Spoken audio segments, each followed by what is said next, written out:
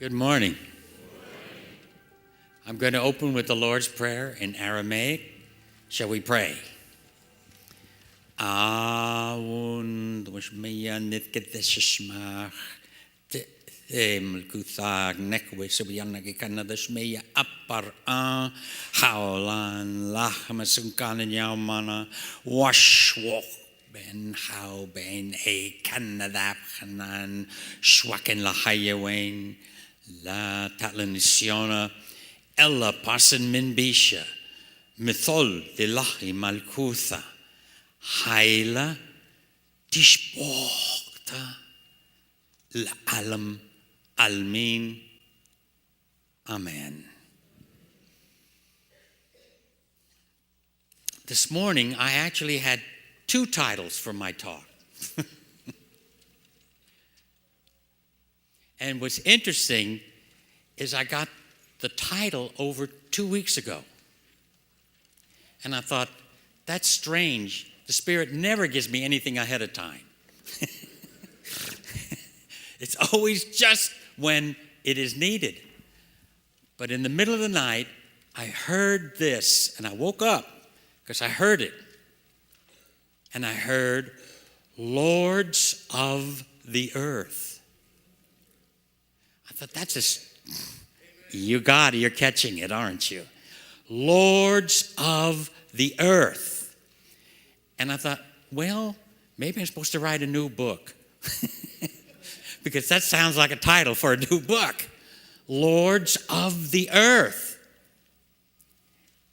And then that didn't get any more until I had to retranslate Genesis verses 20, 26 and 27 of chapter 1. And I thought, why should I do that? And if you notice that the sermon topic this morning is, what is a human being? The answer to that is, Lord of the earth. And where did I get that from? How dare I say such a thing? And I retranslated. I was told to retranslate it again. I've done it once before, but I saw it a little differently. And so what I did is, if you open your bulletins,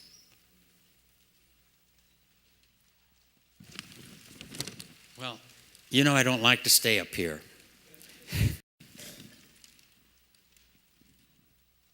And if you notice, go to the second paragraph. You can read the first paragraph at home. But the second paragraph is, I retranslated, this is from the Aramaic text. And I'll also tell you the Hebrew too, which is very close. But most people don't realize, it's when you read the original, when you read the Semitic language, and you bring it into English, you lose it. You lose the subtle nuance behind it. And that's what I want to show you today, because I feel we are to make two affirmations today. Two major affirmations. And the two affirmations, one is you are to affirm yourself. And the second affirmation, affirm who's really ruling this world. Who's really ruling this world?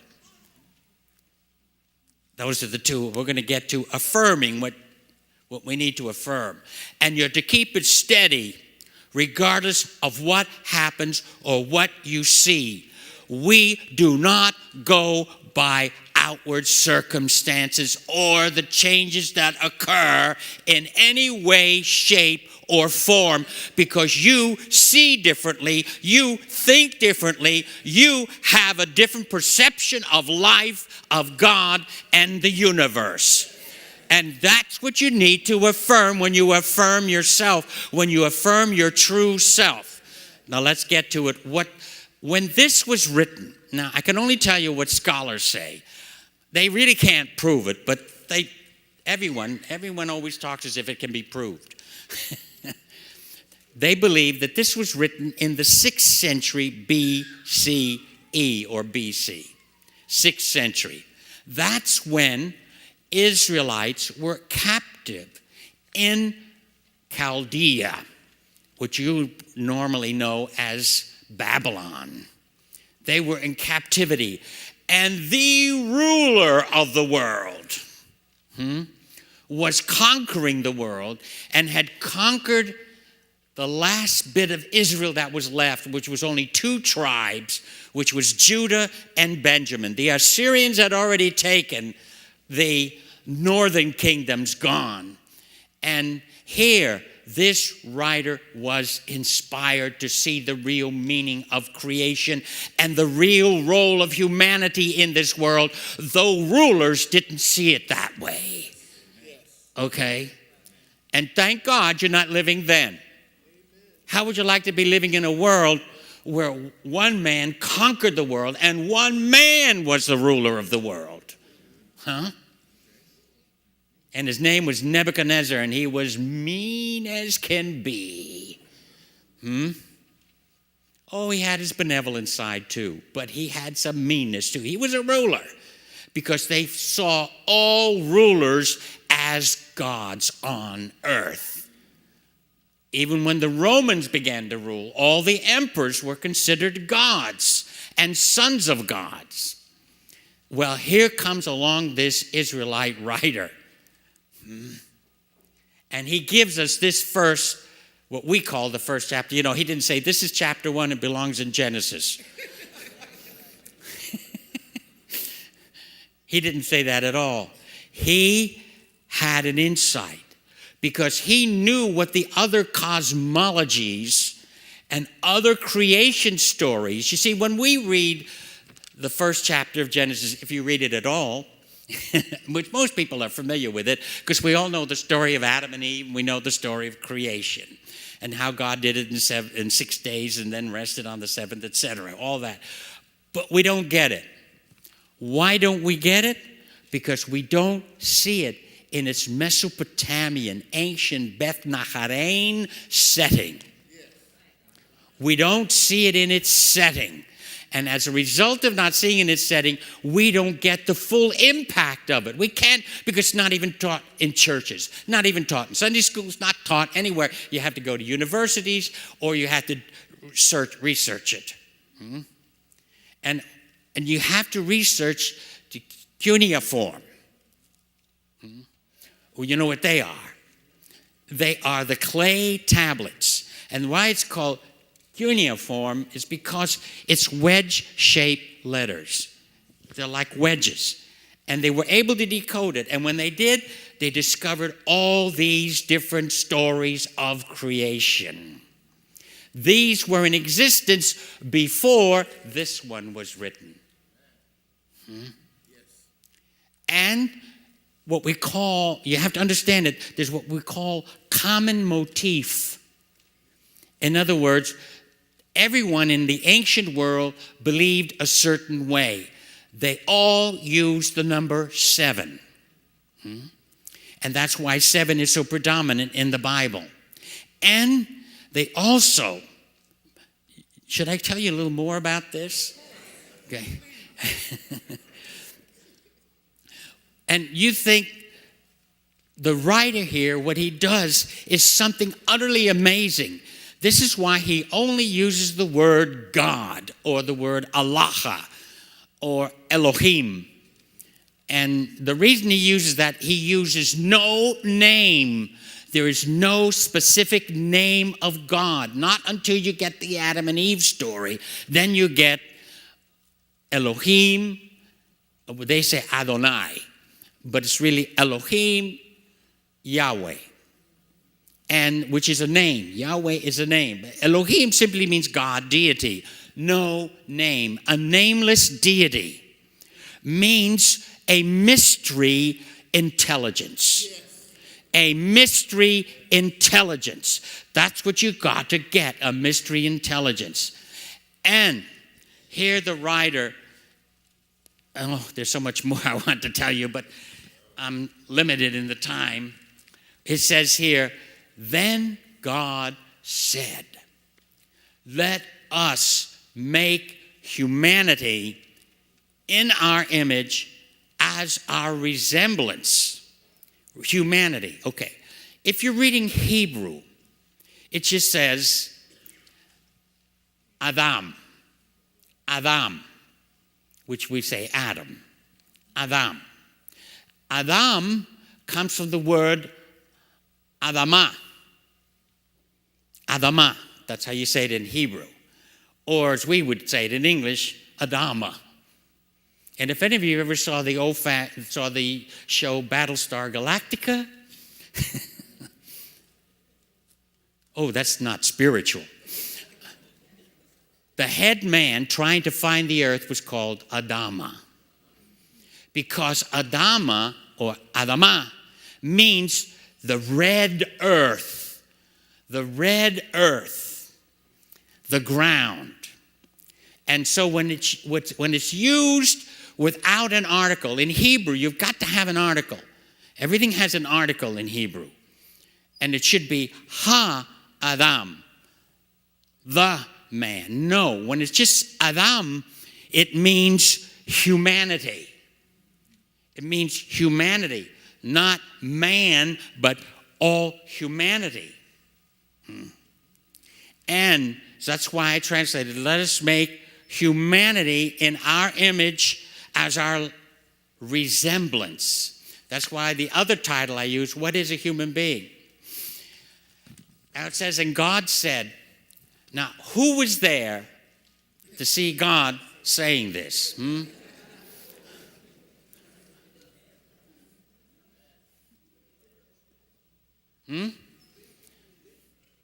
No one. Where did he get this from? He's getting it by insight, revelation, because he knew the other stories. He knew the other stories. And the other stories, all the gods and goddesses had names.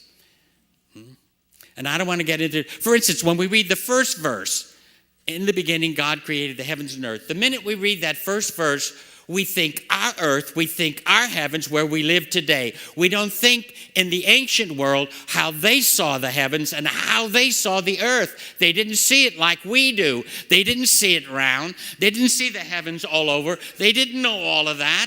What they saw was a flat land and water and an expanse over the sky. But when we read it from our world and the way we understand the world. When it was written, it wasn't written like that. It was written to the people who understood the world then. And what they call the heaven simply meant the sky.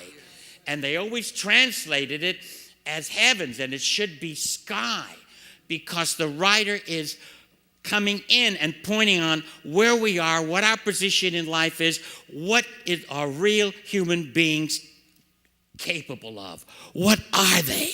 What are human beings? Who are we? Just who are we? And this man knew who we were. He says, and God said, let us make humanity our image, our likeness, our resemblance. So it is our humanity. Notice what I said. I didn't say physical body. You got to listen to what I'm saying. Let us make humanity what? Our, literally, if you're going to be literal, our statue. That resembles us. When you have children, what? You have your image, mother and father image in that child, right? They resemble you. They are not literally you, but they resemble you. Okay, so this is what the writer's saying. And notice, this is what I mean, how you translate. If you're reading most Bibles, it'll say, right after that statement, and this is why you got to catch on to it. And, it says, and let them have dominion. No. It's, and they will rule. Dr. Lamson translated, and they will rule. I wasn't with him when he translated. If I did, I would have helped him with it. English. Notice how I translate it. Therefore, they will rule over the fish of the sea and over the flying creatures of the sky and over the animals and over all the wild land beasts and over all the reptiles that creep on the land. The word therefore is very important because that's what gives you the key here. Even though it's one little letter, wow, in Aramaic, wow. And it means and, it can mean now, it can mean therefore, it can mean but, it can mean all kinds of things. When you say therefore, you have to think now God is deliberating. God is deliberating. And you say, I know it's hard for us to think that way, but this is how the writer's putting it. In a human way so we could get it.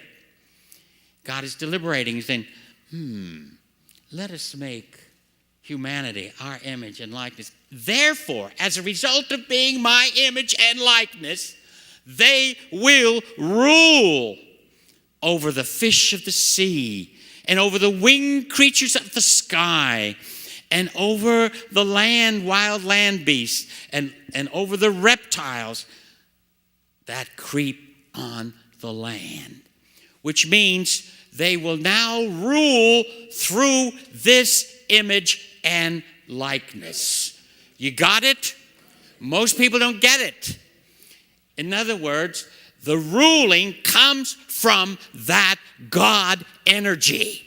Comes from that. Notice the word spirit's not used. The word spirit's not used here because it's referring to an innate image and an innate resemblance to your parent. Who is your real parent? The real parent of all humanity is what we call God. That is the real parent. And also, Dr. Errico, haven't you studied Darwin? That don't you know we're accidents? That somehow just choo.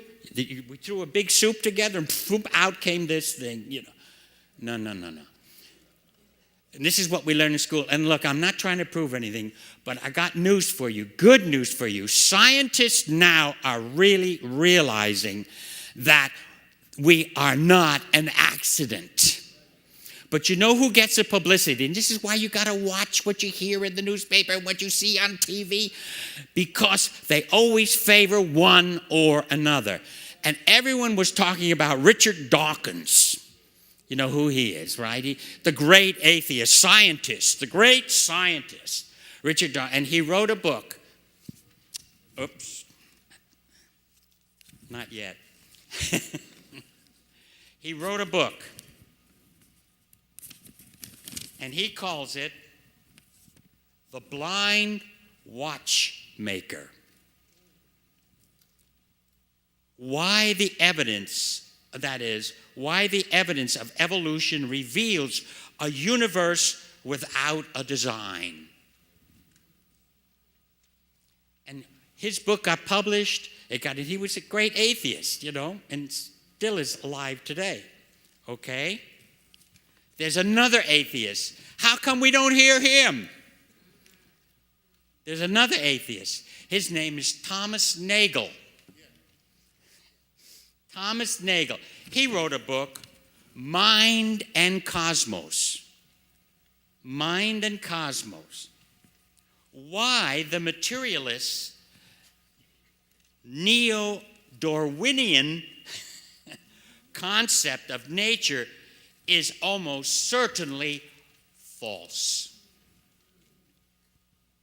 And more scientists are waking up to this, coming to it because they're examining more and more. They said there cannot be an accident because everything, in other words, there is intelligence in everything. So what we call God is really a hidden intelligence. It has no name. You know why most people we have atheists? Because they object to the Bible. They don't understand the Bible. They don't follow because many of them make them fairy tales. They're not fairy tales. You have to understand what the writer is saying here. Of course, no one was there when God was creating. But he's saying, I'm telling you something different about humankind. Because all other cosmologies, the gods and goddesses got together and they created a human being. You know why they created a human being? Because they were sick and tired of taking care of the earth.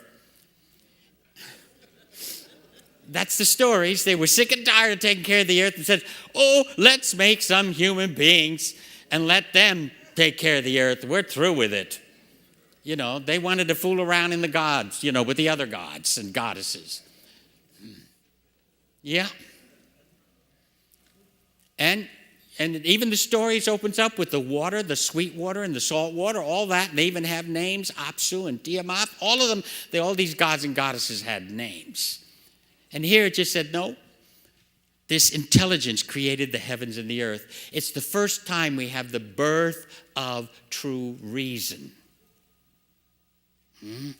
That there's a power in everything, in the plant. There's an intelligence in the plant.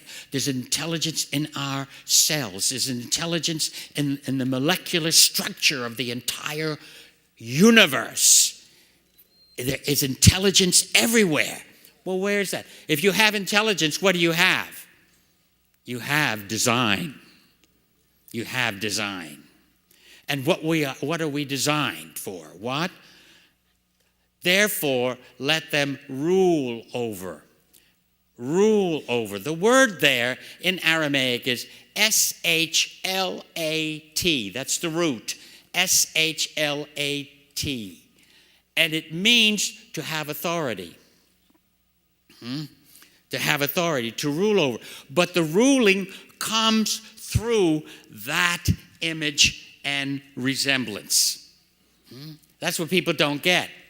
We keep separating it, but the ruling comes through this image and likeness. So it says, so God, notice it doesn't use the word make. You got to pay attention to why the words change.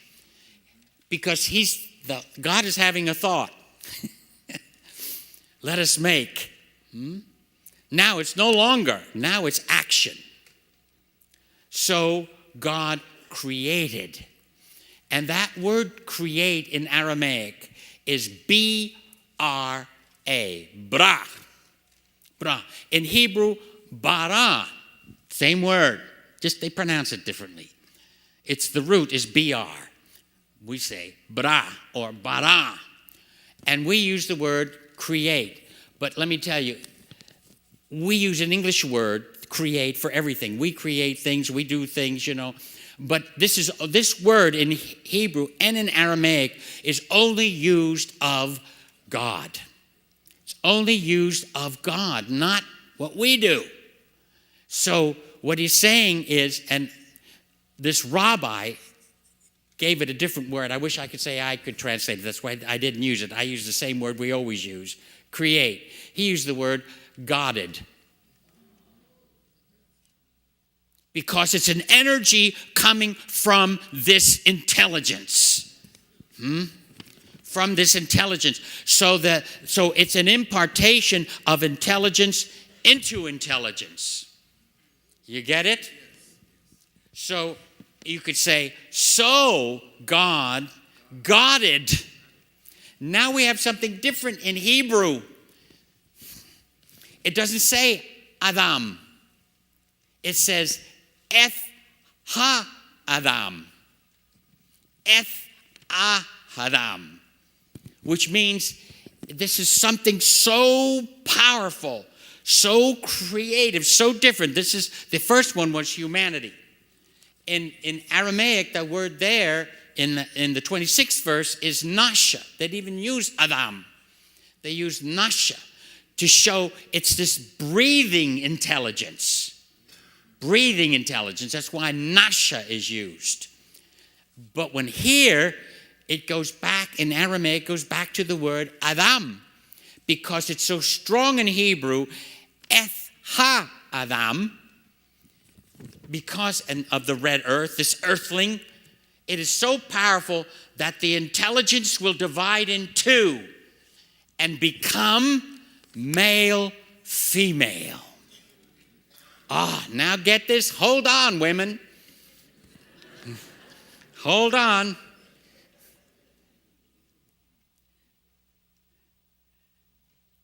So God guarded a human being in his image, in the image of God. Don't worry about the plurality. It's just the way of speaking in the Near East. It's called plural of deliberation in the 26th verse. And in the 27th verse here, notice it's no longer plural. So God created a human being in his image. In the image of God, he created him, male and female. He created them. It had to use, I didn't want to use it. I just used him. And because this creation, this human being, split in two and became male and female. That's why it's them. So it says, then God what? Blessed what? What? What? Them. Male and female. In other words, no difference. No difference. We have a difference because of anatomically we're different, so we can produce offspring. Okay. Be fruitful, increase, fill the land. Fill the land. Now remember, this was written a very, very long time ago. We have overfilled the land.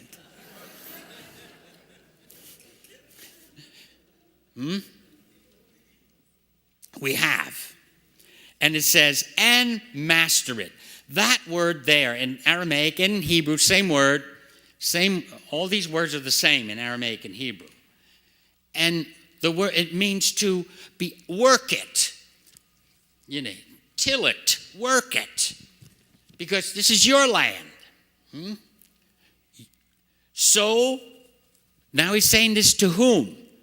So what? Rule over the fish of the sea and over the flying creatures of the sky and over the wild land beasts and over, notice the difference here, all living things that move on the land. That's different from what you'd normally find. Okay, why? Notice it says, so rule over. To whom is he speaking? Male, female. In other words, the authority and the power and the ruling is equal. It is absolutely equal, not one above the other or inferior, nothing. It is, we are equal. In other words, a woman has just as much ruling power and authority as a man, and no difference. It is culture. It is culture that created a divide and made woman inferior. That's what you got to understand. But the original thing, we all work from the same premise, from our godhood, from our image and likeness of God. We are children of God. We are male and female of God. Know who you are today. And don't be worried about who's ruling. Who's ruling the United States? Ooh. I'll tell you who's ruling the United States. Our God is ruling here. Our God is here. Not anyone in any presidential office. I don't care if it's a man or a woman or who. It is who is really there. And wake up to who you are. You realize you have the power. You have the image and likeness of God. You are the rulers of the earth. He gave us that authority. The ancient gods didn't. Just take care of it.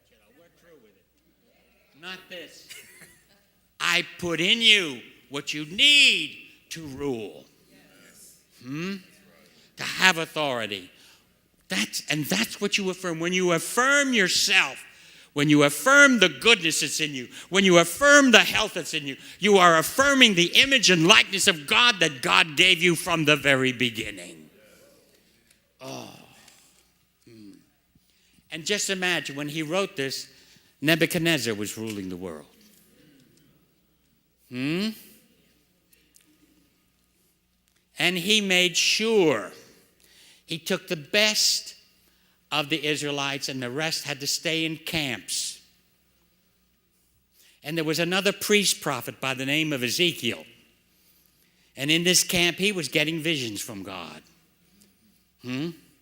Here they are, prisoners. Here they are, all that. But he was seeing a new temple. He was seeing a new life. He was seeing something totally different from everyone else. And at that time, when Ezekiel was there, all Judah hadn't been conquered yet. He saw that they would get conquered by Nebuchadnezzar. But that wouldn't end there. He saw a temple, and he saw life coming out of the temple. The temple was destroyed by Nebuchadnezzar. But he saw another temple. And he saw something coming out. He saw water coming out from the temple. And it got ankle deep. Then it got knee deep. Then it got to his waist. And water is always symbolic of truth. Always. Even though things look destructive, lost. I mean, how would you like to have your temple turned down? Or we say churches torn up or things taken away, all that gone completely. Yet Ezekiel saw something else. Why? Because the image of God in him was stronger than any outward appearance. Stronger than anything than people can produce on this earth.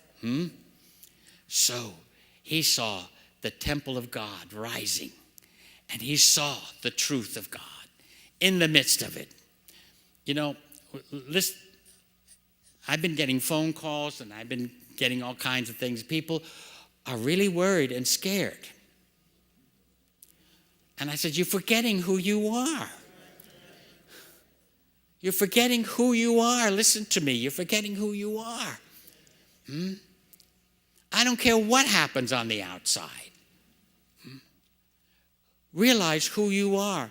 You are the lords of the earth.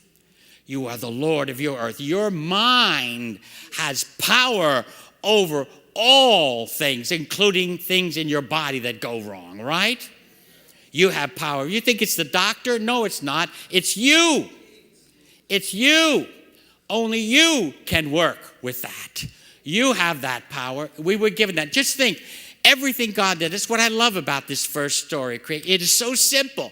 No gods and goddesses are involved in it. It's just one intelligent, universal what? We don't know. We call it God. God is just a word. It's a symbol to explain something we cannot explain. Exactly. We cannot. But it's an intelligence. And if you want a good book, by the way, get this one called Undeniable. Undeniable by Dr. Axe. A-X-E. Dr. Axe.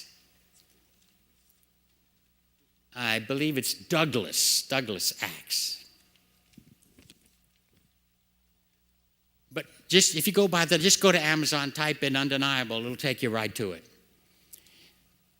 Now, the first couple of chapters are good, you'll understand it. Then he gets into the science, but then the last chapters, it'll blow your mind, blow you right out, and it's wonderful. It's wonderful. And what we've been saying all along, now, he's no atheist, the one who wrote this book, but he understood that there's always been a designer. Always it is the intelligence that is there is a designer. How can Dawkins say there is no design? Look around. Look at the trees. Look at everything. Look at yourself. And we're not here by accident. And forget the second and third chapters of Genesis. Adam and Eve. That's the one we always work with. Imagine God setting up a tree and saying, don't touch it. Well, he might as well put a sign on it. Dare to touch me. Right? That's how we are. And then how come God not knowing that they had eaten of it? Right? He went for an afternoon walk. Right? It's what it says in the garden that he planted. Right? And they heard it and they ran and hid and they got, fig leaves. Nice and big. To hide everything. Oh, we are amazing. We are amazing. Hide it, Woo. But we want to see anyway. Right? I've never seen such innocent faces in my life. God knows that this is a story, for heaven's sakes, people. God didn't do any of this. He never cursed the earth. He never cursed us. He never cursed a woman. He never cursed a man. He didn't do any of that stuff. And yet, this is how people still see God and teach God. They don't realize God is nothing but pure love and peace and joy and understanding and intelligence that cares about life and wants us to live and be prosperous and happy and full of health. That's God. I don't know what other kind of God there is. You can have that other one if you want him. As someone told me when I was lecturing in Fort Wayne, Indiana, at the university there, at a very fundamental university, Christian university, and I told them Greek was not the language of the New Testament, it was Aramaic. Jesus spoke Aramaic, he taught in Aramaic, everything was done in Aramaic, nothing was done in Greek. Can you imagine that, these farmers and simple people knowing Greek? And that's why the Bible is still Greek to us.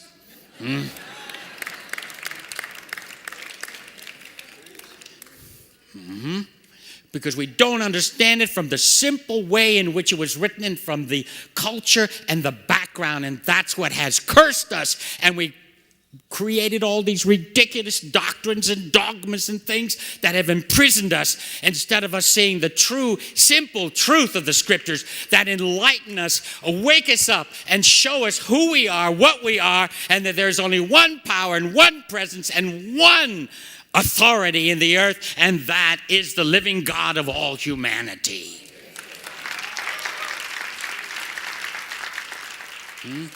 And when you realize that, then you can stand up in the midst of things going wrong. When things go wrong in your body, what do? You turn to the truth, don't you? You get in the fountain of life. You get in that water that has been anchored. Maybe you've been in it ankle deep. You need to go ahead and drown in it, see? Drown in that water of life that awakens you, takes care of that fear that is creeping up in you, the fear and the thoughts and all those other things, and it'll wash them away, but replace them. It does not leave you empty. You'll be strong. Strong in the midst of the storm, so that when the winds are blowing, you can bend, and then when the winds stop, up you come. Up you come. And that's what you have to realize today. God did not make you empty. I'm going to. God did not make you empty. Everything he gave, the plants, the grass, everything has its own power. And it knows, just think, the grass and the herbs and all these different things, they know how to trap the sunlight. Who taught them? Who taught them? They didn't take any seminars. They have it built in them to allow themselves to corrupt, to die, and to come forth. And they know how to do that with the energy of the sun, because everything is all one. That's why the Hebrew people, it's the Hebrew people that gave us the notion of universe. One principle, one power, one universe. And we have to wake up, humanity has to wake up. There's only one humanity, just one. But we have a lot of flowers and a lot of colors, right? In our humanity. And we have a lot of different shapes, right? We have tall, we have skinny, we have big, we have round, we have, right? Come on now. Accept yourself, love your body, love your mind, love your heart, love yourself. Realize who you are, what you are. This is what I'm talking about, affirming yourself.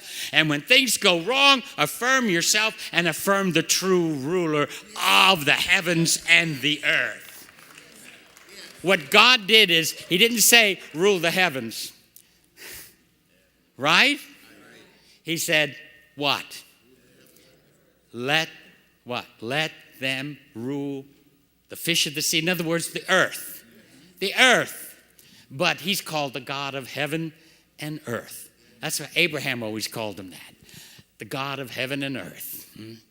But this God shared his ruling power with the human beings. Whereas all the other gods and goddesses, they didn't. They said, you just be our slaves. God doesn't want slaves. God wants co-workers. Co-workers. That's why he said, and they will rule. Because they are my image and my likeness. And they will rule over the earth. Don't be fooled by what you see on TV, what you read in the newspaper, what you find on Facebook, or Twitter, or don't be fooled by silly, stupid words that people who don't realize who they are. They don't realize who they are, and they write this silly stuff and put it in the news and put it on the Facebook and put it on Twitter and put it all that. They're coming from another direction. We don't come from that direction. We come from a realization of who we are, what we are, who created us, who guided us. Who guided us, right? And that's where we stand today. So you can stand up. Come on now. Come on, we're facing a new age every time we get a new president. And it takes the same guts, whoever is in office. Whoever's in office, you have got to come from here. You got to come from here. And listen, when God, let me tell you something. Adam and Eve, okay? I said, God didn't do that, set up a garden and all that. This idea of us coming from clay, that's not new. That was already done in the wedge writing clay tablets. In the story, it tells you how creation was made. The gods got together, they deliberated, they formed a committee. That's the first committee. It's the gods and goddesses. See how we keep imitating them? They got together and they said, we're tired of working the earth. We'll make human beings our slaves and they can take care of the earth, work it and all that stuff. Okay. So they called a goddess. And you know what the goddess's name was? Mommy. Yes, I'm not making that up. Her name is Mommy, M-A-M-I, Mommy. And so they called Mommy, and Mommy says, okay, well, that's a big job to make human beings. She says, I'm going to need two things. And the God says, it's yours, make us happy. Took Mommy to make us happy. So, do you want me to continue with the story? So Mommy gets clay, but it's not sufficient. Clay isn't enough. So that she gets another god, kills it, gets its blood, puts it in the clay. Don't you get it? Even then, there are glimpses of the ancient in there. The blood of a god in the clay being. Most people reading that don't get it. But knowing the Bible, I got it. And mommy breathed life into it. So this human being had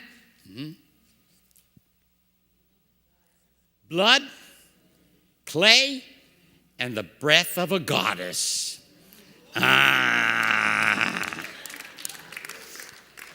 See, only the women clapped on that one.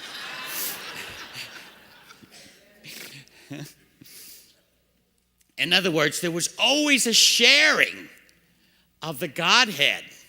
See, and then that's when the God, and I'm going to tell you, when the flood story is a little different. The reason why the God sent the flood wasn't because people were bad, it was because they were too noisy. And they get the hold of this one man who almost like the name of Noah, and he gets in the ark, and he does the same thing as our biblical Noah does. It sends out the dove after the flood and all that. I mean, same thing. But you got to realize the word earth they don't translate it right. It means region. Not the entire earth was flooded. The entire earth couldn't have been flooded. Impossible. Because sweet water would have mixed with what? Salt water, and our vegetation that we have today wouldn't have survived. Especially in the short time that the Bible gives it. You know, it would take a long time for the regular earth, herbs, and everything to survive. So you got to realize you're dealing with ancient stories. God never flooded the earth. God doesn't curse the earth. God didn't do anything. We do all that, darn it. We do that. We curse the earth. We make a mess of things. We uproot the earth. We poison our food. We poison our water. We poison this. It's a wonder we can even walk. But it's time, I tell you what, we are rising up. Human beings are rising up. We're rising up against corporations that are ruling our government. And we're rising up against pharmaceuticals, against all these companies that are killing us and not giving us life. And we have that right. We have that right. We have that right to boycott our poison food. Don't buy it. Don't eat it. When you go to the grocery store, ask your manager, is this GMO or is it real food? Have you GMO'd it? Because you don't realize it, but you're eating food that is poisoning your system. And it's time we wake up and stand up. We're going to stand up to these big organizations. They have the money, but we've got the power. We've got the authority. It's we human beings that have the authority, not those in the upper echelon because they got the money. Money put them in power. Money keeps them in power. But I'll tell you, when human beings wake up, we can pull the rug out right from under them. Right from under them. And we can demand food and stuff that feeds our body, nourishes our cells, and takes care of us. You know, half of what we go through here isn't because we don't think wrongly. It's because we're breathing poison air, drinking poison water, doing all that. God is not doing that. We are doing it to ourselves. Why? Because we are the lords of the earth. We are the lords of the land. That's what it means, not the globe. It means the land. So we wake up to our responsibility. And remember what responsibility means? The ability to respond. To respond to what? To our true nature. To our true selves. Who we really are. So affirm who you are today. Stand up.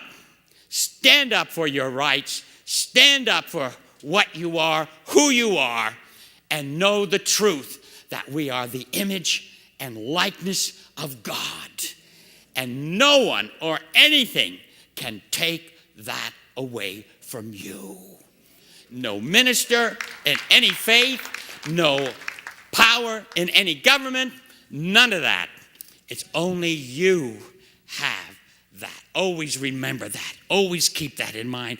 So when you go home, you can be free. Huh? Yeah. And just think, we don't have Nebuchadnezzar over us, so don't worry. Huh? We don't have any nutty Roman emperor who's sick in the head. And they were. Everyone's going for power when the power we're born with it.